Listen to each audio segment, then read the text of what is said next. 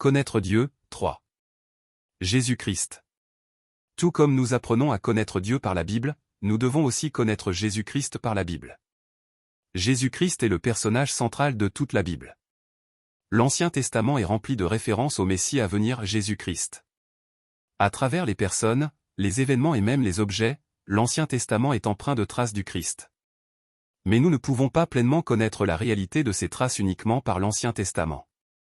Ce n'est que lorsque les temps furent accomplis que Jésus-Christ est venu dans l'Évangile, et c'est par lui que tous les témoignages de l'Ancien Testament ont été accomplis et rendus clairs. Regardons donc Jésus-Christ tel qu'il est révélé dans les Écritures. Jésus-Christ, qui est Dieu? Jésus-Christ est Dieu. C'est ce que déclare la Bible. Moi et le Père nous sommes un. Mais si je l'ai fait, quand bien même vous ne me croiriez pas, croyez les œuvres, afin que vous sachiez et reconnaissiez que le Père est en moi et que je suis dans le Père. Jésus lui répondit, il y a si longtemps que je suis avec vous, et tu ne me connais pas, Philippe. Celui qui m'a vu a vu le Père, comment peux-tu dire, montre-nous le Père? Le Fils est le reflet de la gloire de Dieu, l'empreinte de sa personne, et il soutient toute chose par sa parole puissante. Jésus-Christ est Dieu. Ce n'est pas que l'Esprit de Dieu soit simplement venu sur un homme nommé Jésus. Non. C'est Dieu lui-même, Jésus-Christ, qui est venu dans le monde pour payer le prix des péchés de son peuple. Jésus-Christ est Dieu. Jésus-Christ, qui est devenu homme. Jésus-Christ, qui est Dieu, est venu en tant qu'homme. En lui nous avons la rédemption, le pardon des péchés. Il est l'image du Dieu invisible, le premier-né de toute la création.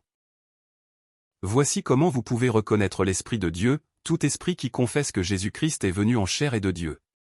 Ayez-en vous les sentiments qui étaient en Jésus-Christ, lui, qui était de condition divine, n'a pas regardé comme une proie arrachée d'être égal avec Dieu, mais il s'est dépouillé lui-même, en prenant une condition de serviteur, en devenant semblable aux hommes, et, reconnu comme un simple homme, il s'est humilié lui-même en devenant obéissant jusqu'à la mort, même la mort sur une croix. Dire que Jésus est venu en tant qu'homme ne signifie pas qu'il était simplement un homme. Être né en tant qu'homme et venir en tant qu'homme sont deux choses différentes. Jésus-Christ, qui est Dieu, a été conçu par le Saint-Esprit et est né du corps d'une vierge. Étant pleinement Dieu, il est venu sous la forme d'un être humain parfait. C'est ainsi qu'il a pu porter les péchés du peuple de Dieu. Car il y a un seul Dieu, et aussi un seul médiateur entre Dieu et les hommes, Jésus-Christ homme. Bien qu'il soit venu en tant qu'homme, Jésus était rempli du Saint-Esprit depuis sa conception jusqu'à sa résurrection et son ascension. En effet, celui que Dieu a envoyé dit les paroles de Dieu, parce que Dieu lui donne l'Esprit sans mesure. Bien qu'il soit venu sous une forme humaine, par la plénitude du Saint-Esprit, il a accompli l'œuvre de réconciliation sans péché pour le compte du peuple pécheur de Dieu. Voilà pourquoi il devait devenir en tout semblable à ses frères, afin d'être un souverain sacrificateur miséricordieux et fidèle dans le service de Dieu, pour faire l'expiation des péchés du peuple. Car, ayant lui-même été tenté dans ce qu'il a souffert, il peut secourir ceux qui sont tentés. Ainsi, puisque nous avons un grand souverain sacrificateur qui a traversé les cieux, Jésus, le Fils de Dieu, demeurons fermement attachés à la foi que nous professons. En effet, nous n'avons pas un souverain sacrificateur incapable de compatir à nos faiblesses, au contraire, il a été tenté comme nous en toutes choses, sans commettre de péché. Or, vous le savez, Jésus est apparu pour ôter les péchés, et il n'y a pas de péché en lui. Jésus-Christ, le roi parfait. Le peuple de Dieu a rejeté le véritable roi, Dieu lui-même, et ils ont demandé un roi humain à la place. L'Éternel dit à Samuel. Écoute tout ce que le peuple te dit, car ce n'est pas toi qui le rejette, c'est moi qui le rejette, afin que je ne règne plus sur eux. Depuis Saül, le premier roi d'Israël, jusqu'à David et Salomon, puis jusqu'aux 19 rois du royaume du Nord après Salomon, tous ont marché dans la rébellion contre Dieu.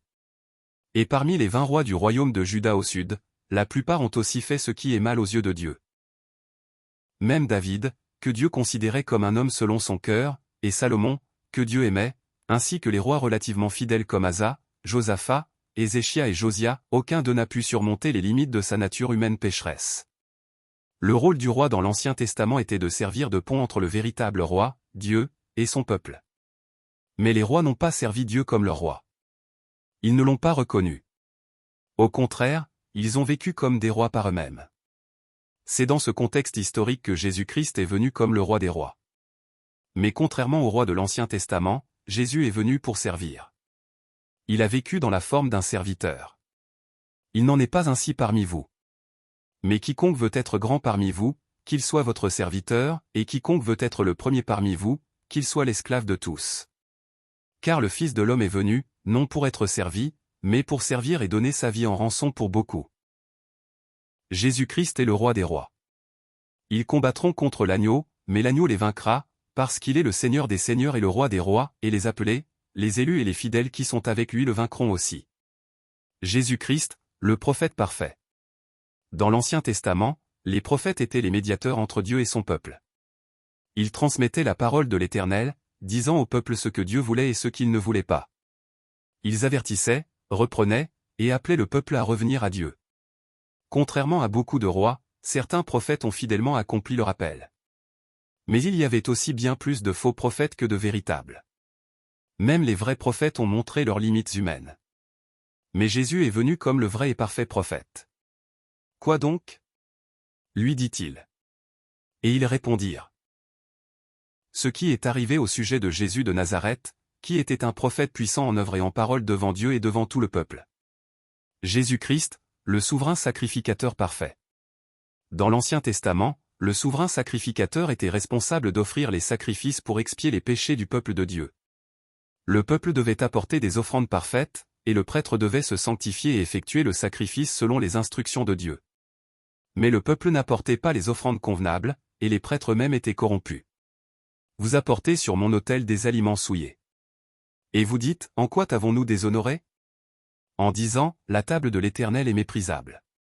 Quand vous offrez en sacrifice une bête aveugle, n'est-ce pas mal?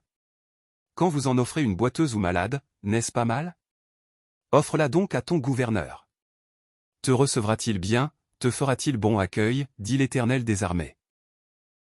Les lèvres du sacrificateur doivent garder la connaissance, et c'est de sa bouche qu'on demande la loi, car il est un messager de l'Éternel des armées. Mais vous vous êtes écartés de la voie, vous avez fait tomber beaucoup de gens par votre instruction, vous avez violé l'alliance de Lévi, dit l'Éternel des armées. Mais Jésus-Christ est venu comme le souverain sacrificateur parfait. Ainsi, puisque nous avons un grand souverain sacrificateur qui a traversé les cieux, Jésus, le Fils de Dieu, tenons fermement la foi que nous professons. La loi établit souverain sacrificateur des hommes sujets à la faiblesse, mais la parole du serment, faite après la loi, établit le Fils, qui est rendu parfait pour l'éternité. Voici le point capital de ce que nous disons, nous avons un tel souverain sacrificateur, qui s'est assis à la droite du trône de la majesté divine dans les cieux. Jésus-Christ, l'offrande parfaite. Les offrandes présentées par le peuple de Dieu n'étaient pas parfaites, mais Jésus-Christ est devenu l'offrande parfaite. Le grand prêtre entrait dans le lieu très saint année après année avec le sang des animaux. Mais le Christ n'avait pas besoin de s'offrir sans cesse. Si cela avait été le cas, il aurait dû souffrir de nombreuses fois depuis la création du monde. Mais maintenant, il s'est manifesté une seule fois à la fin des temps pour abolir le péché par son sacrifice. De même que les hommes sont destinés à mourir une seule fois, après quoi vient le jugement, de même le Christ a été offert une seule fois pour porter les péchés de beaucoup, et il apparaîtra une seconde fois, non pour porter le péché, mais pour apporter le salut à ceux qui l'attendent. Jésus-Christ, qui a offert le sacrifice parfait. Contrairement aux prêtres et au peuple de l'Ancien Testament qui offraient des sacrifices imparfaits avec des offrandes imparfaites, Jésus-Christ, en tant que grand prêtre parfait et offrande parfaite, a offert un sacrifice parfait une fois pour toutes. C'est en vertu de cette volonté que nous sommes sanctifiés, par l'offrande du corps de Jésus-Christ, une fois pour toutes. Jour après jour, tout prêtre se tient debout pour accomplir ses fonctions religieuses, il offre à plusieurs reprises les mêmes sacrifices, qui ne peuvent jamais ôter les péchés.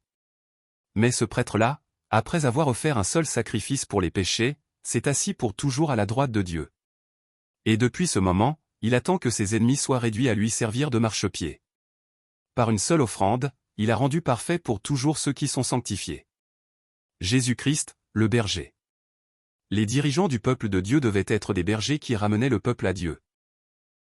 Ils ne devaient pas agir pour leur propre intérêt, mais conduire selon la volonté de Dieu. Mais ils sont devenus corrompus. Fils de l'homme, prophétise contre les bergers d'Israël, prophétise et dis-leur, voici ce que dit le Seigneur Dieu, malheur aux bergers d'Israël qui ne prenaient soin que d'eux-mêmes. Les bergers ne doivent-ils pas prendre soin du troupeau?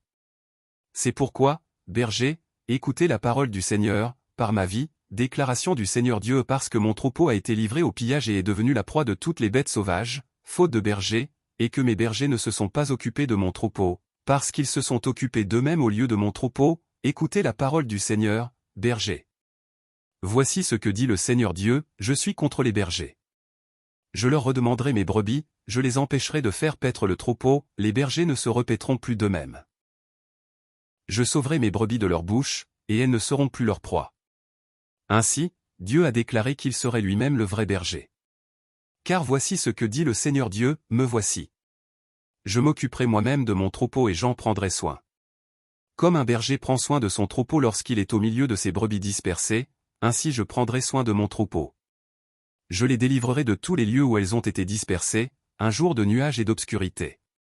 Je les ferai sortir d'entre les peuples, je les rassemblerai des différents pays et je les ramènerai dans leur pays. Je les ferai paître sur les montagnes d'Israël, dans les vallées et dans tous les lieux habités du pays. Je les ferai paître dans un bon pâturage, et leur parc sera sur les hautes montagnes d'Israël, là elles se reposeront dans un parc agréable, elles brouteront un gras pâturage sur les montagnes d'Israël. C'est moi qui ferai paître mon troupeau, c'est moi qui les ferai reposer. Déclaration du Seigneur Dieu. Je susciterai à leur tête un seul berger, mon serviteur David, qui les fera paître, il les fera paître lui-même et sera leur berger. Moi, le Seigneur, je serai leur Dieu, et mon serviteur David sera prince au milieu d'eux. Moi, le Seigneur, j'ai parlé. Vous êtes mes brebis, les brebis de mon pâturage, et je suis votre Dieu. Déclaration du Seigneur Dieu. Et Jésus-Christ est venu comme ce berger. Je suis le bon berger. Le bon berger donne sa vie pour ses brebis. Le salarié, qui n'est pas le berger et à qui les brebis n'appartiennent pas, voit venir le loup, abandonne les brebis et s'enfuit, et le loup les ravit et les disperse. Le salarié s'enfuit parce qu'il est salarié et qu'il ne se soucie pas des brebis. Je suis le bon berger. Je connais mes brebis, et elles me connaissent, tout comme le Père me connaît et que je connais le Père, et je donne ma vie pour les brebis. J'ai encore d'autres brebis qui ne sont pas de cette bergerie. Celles-là, il faut que je les amène, elles écouteront ma voix, et il y aura un seul troupeau, un seul berger. Jésus-Christ, le seul médiateur. Dieu a ordonné à son peuple d'être saint. Il a dit, soyez saints, car je suis saint. Je suis le Seigneur votre Dieu, sanctifiez-vous et soyez saints, car je suis saint. Ne vous rendez pas impurs par quelque animal qui rampe sur le sol. Je suis le Seigneur qui vous a fait sortir d'Égypte pour être votre Dieu, soyez donc saints, car je suis saint. Mais le peuple de Dieu, qui est pécheur, ne peut jamais atteindre cette sainteté par l'obéissance à la loi ou par ses propres efforts. Et Dieu le sait. Cela signifie-t-il que Dieu a demandé à son peuple quelque chose d'impossible? Oui, c'est le cas. La sainteté que Dieu exige de son peuple est quelque chose qu'il est incapable d'atteindre par lui-même. Mais ce que nous ne pouvons pas faire, Dieu le peut.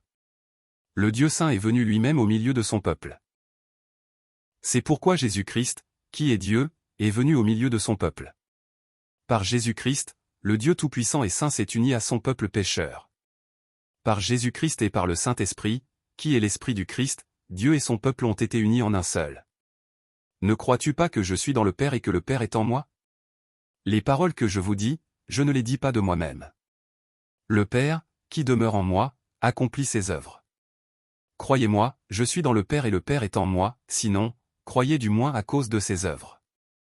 En ce jour-là, vous reconnaîtrez que je suis en mon Père, que vous êtes en moi, et moi en vous. Moi en eux et toi en moi afin qu'ils soient parfaitement unis. C'est ainsi que nous savons que nous demeurons en lui et qu'il demeure en nous, il nous a donné de son esprit. Le Dieu Tout-Puissant et Saint est devenu le Père de son peuple pécheur, et par Jésus-Christ, le peuple de Dieu est devenu ses enfants. Dieu est le Père de Jésus-Christ, et par Jésus-Christ, Dieu est aussi devenu notre Père. N'appelez personne sur la terre votre Père, car vous n'avez qu'un seul Père, celui qui est dans les cieux. Jésus dit à Marie, ne me retiens pas, car je ne suis pas encore monté vers le Père. Va plutôt vers mes frères et dis-leur, je monte vers mon Père et votre Père, vers mon Dieu et votre Dieu.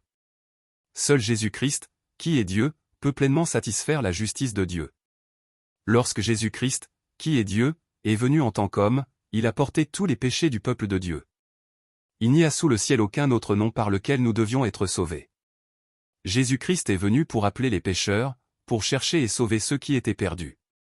Le seul médiateur entre Dieu et les hommes, c'est Jésus-Christ Dieu lui-même. Jésus-Christ, le seul sauveur. Le salut ne se trouve en aucun autre. Il n'y a sous le ciel aucun autre nom donné aux hommes par lequel nous devions être sauvés, si ce n'est Jésus. Jésus lui dit, « Je suis le chemin, la vérité et la vie. Nul ne vient au Père que par moi. » Jésus-Christ est le Sauveur et Emmanuel est Dieu avec nous. L'Éternel a fait retomber sur lui l'iniquité de nous tous. Jésus est la résurrection et la vie. Lui seul est le chemin, la vérité et la vie. Jésus dit à Marthe, « Je suis la résurrection et la vie. Celui qui croit en moi vivra, même s'il meurt, et quiconque vit et croit en moi ne mourra jamais. » Jésus-Christ est l'agneau de Dieu, qui ôte le péché du monde. Il est le sacrifice expiatoire pour nos péchés, et il nous conduit à Dieu. En Jésus-Christ, il y a le repos. Voici la vie éternelle, qu'ils te connaissent, toi, le seul vrai Dieu, et Jésus-Christ que tu as envoyé. Si tu confesses de ta bouche le Seigneur Jésus, et si tu crois dans ton cœur que Dieu l'a ressuscité des morts, tu seras sauvé. Car c'est en croyant du cœur qu'on parvient à la justice, et c'est en confessant de la bouche qu'on parvient au salut. C'est par le sang de Jésus-Christ que nous avons été rapprochés de Dieu. Par ce sang, nous avons la paix avec Dieu. Nous avons été purifiés de nos péchés et justifiés, nous sommes sauvés. C'est par la foi en Jésus-Christ que nous avons la vie éternelle. Et c'est par son sang que nous avons été libérés du péché. Par son sang, nous avons la victoire et l'entrée dans la gloire éternelle. Autrefois, vous étiez loin de Dieu, mais maintenant, en Jésus-Christ, vous avez été rapprochés par le sang de Christ. Dieu a voulu que toute la plénitude habite en lui, et par lui, il a voulu réconcilier tout avec lui-même, tant ce qui est sur la terre que ce qui est dans les cieux, en faisant la paix par le sang de sa croix. En lui, nous avons la rédemption par son sang, le pardon des péchés, selon la richesse de sa grâce. Si nous marchons dans la lumière, comme il est lui-même dans la lumière, nous sommes en communion les uns avec les autres, et le sang de Jésus, son Fils, nous purifie de tout péché. Tout cela vient de la grâce de Jésus-Christ. Et cela vient par la foi. Jésus-Christ est celui qui nous conduit. Où donc est le sujet de se glorifier? Il est exclu. Par quelle loi? Par celle des œuvres? Non, mais par la loi de la foi. Car nous pensons que l'homme est justifié par la foi, sans les œuvres de la loi. En effet, Christ aussi a souffert une fois pour les péchés, lui juste pour des injustes, afin de nous amener à Dieu. Il a été mis à mort dans la chair, mais rendu vivant par l'Esprit. Le peuple de Jésus-Christ. C'est Jésus-Christ. C'est seulement par la grâce de Jésus-Christ que nous avons été réconciliés avec Dieu. Le peuple de Dieu, ses enfants, ce sont ceux qui appartiennent à Jésus-Christ. Vous avez été rachetés à un grand prix. Glorifiez donc Dieu dans votre corps. Et vous êtes à Christ, et Christ est à Dieu. Souvenons-nous de Jésus-Christ. Pensons à Jésus-Christ. Fixons nos regards sur Jésus-Christ. Souviens-toi de Jésus-Christ, ressuscité d'entre les morts, issu de la descendance de David. Voilà mon évangile. C'est pourquoi, frères et sœurs saints, participant à l'appel céleste, considérez Jésus, l'apôtre et le souverain sacrificateur de notre confession. Fixons les regards sur Jésus, le chef et le consommateur de la foi. En vue de la joie qui lui était réservée, il a enduré la croix, méprisé l'ignominie, et s'est assis à la droite du trône de Dieu. Nous sommes le peuple de Jésus-Christ.